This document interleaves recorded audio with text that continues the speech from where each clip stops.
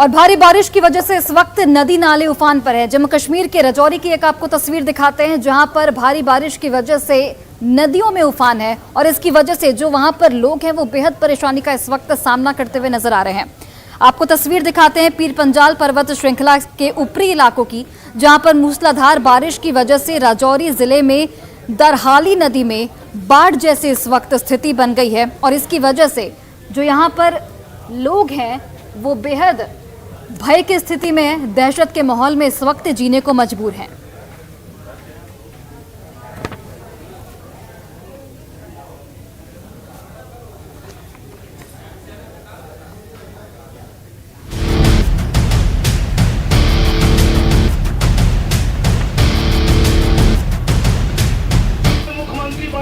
मंत्री बन जाएगा तो मेरे बराबर हो जाएगा, ईर्ष्या जलन डाकर।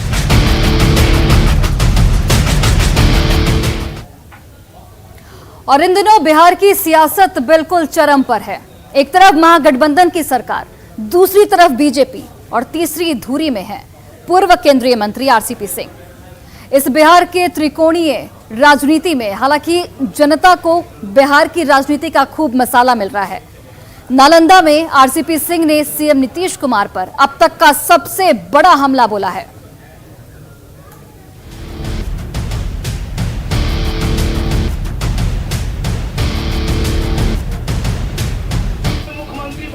मंत्री बन जाएगा तो मेरे बराबर हो जाएगा, ईर्ष्या जलन डाकर।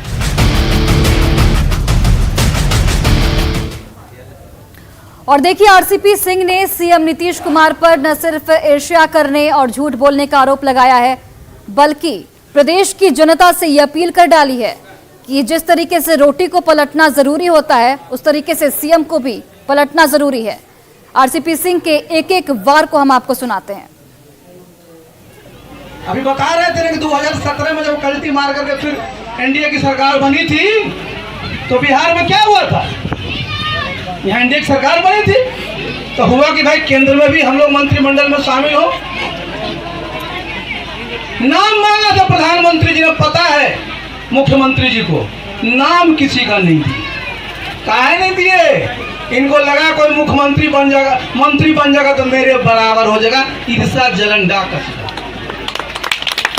2019 में लोकसभा का चुनाव खत्म हुआ, फिर नाम मांगा वहां से प्रधानमंत्री जी ने, नाम नहीं दिया। क्यों नहीं दिया? वहां से नाम मांगा गया इनसे, मुख्यमंत्री जी से कि नाम दीजिए, एक्सपेंशन होना है मंत्रिमंडल का विस्तार। तो उस समय मैं राष्ट्रीय अध्यक्ष था। तो देखिए कैसा ही अपना देह गिराते हैं। बोलना चाहिए था कि क्या करना चाहिए? पार्टी के नेता बने हुए क्या बोल दिया कि आरसीपी सिंह साहब से बात कर लीजिए। जरा सोच लीजिए, हमसे जब बात किए केंद्र सरकार के गृह मंत्री जी, तो हमने पूछा कि क्या प्रस्ताव है साहब? तो उन्होंने कहा कि साहब एक मंत्री बनना है। तो हमने कहा कि मैं राष्ट्रीय अध्यक्ष हूं जी, अगर मैं अपना नाम कहूंगा तो लोग मुझे जूता मारे कि अपने से बन गया। तो बोले प्रस्ताव इतने हैं, अपने नेता मुख्यमंत्री जी से कहा करके बताइए। मैं इनसे पूछा जा करके, इन्होंने कहा कि आप मंत्री की शपथ ले लीजिए, और जो अभी राष्ट्रीय अध्यक्ष हैं, जो मंत्री बनना चाह रहे थे, क्या उनको हम राष्ट्रीय अध्यक्ष बना दें? अब बताइए जी, बिना उनके कहे हम चले गए मंत्री बनने, तो सब इनके एमपी वहां मंत्री बन जाते। आप रोटी बनाती है ना, बनाती है कि नहीं बनाती? तो रोटी एक ही तरफ अगर रख दीजिएगा तो क्या होगा? है? तो क्या करते हैं उसको? हाँ, ये समझना बहुत जरूरी है। ये सब जगह पलटते रहना बहुत जरूरी है, नहीं तो एक ही रह गया ना तो जलना ही है और सबको जला देता है। आप देखिए, रोटी बनाने के लिए उलटते पलटते हैं तो रोटी अच्छी बनती है, खाते हैं। अब बताइए साहब, कोई मंत्री और मुख्यमंत्री बरसों तक रहेगा तो क्या होगा जी? वही होगा जो आपकी सड़क का भी मैं देखते आ रहा हूं। और वहीं आरसीपी सिंह के इस बयान के बाद बिहार की सियासत इस वक्त गर्मा चुकी है।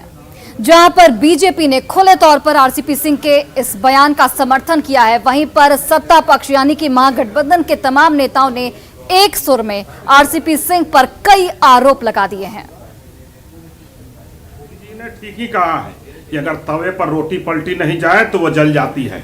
उसी तरह से बिहार में ये चिपको मुख्यमंत्री जी जो कुर्सी से चिपके हुए जनादेश का जो घोटाला कर रहे हैं, अगर उनको बदली नहीं जाएगी तो बिहार को जला देंगे।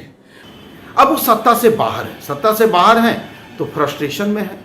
वरना एक रिटायर्ड आईएएस क्या रोटी की तुलना मुख्यमंत्री से कर सकता है? क्या एक जीवित इंसान की तुलना रोटी से की जा सकती है? तवे पर पलटने की बात एक जीवित इंसान के लिए कही जा सकती है क्या?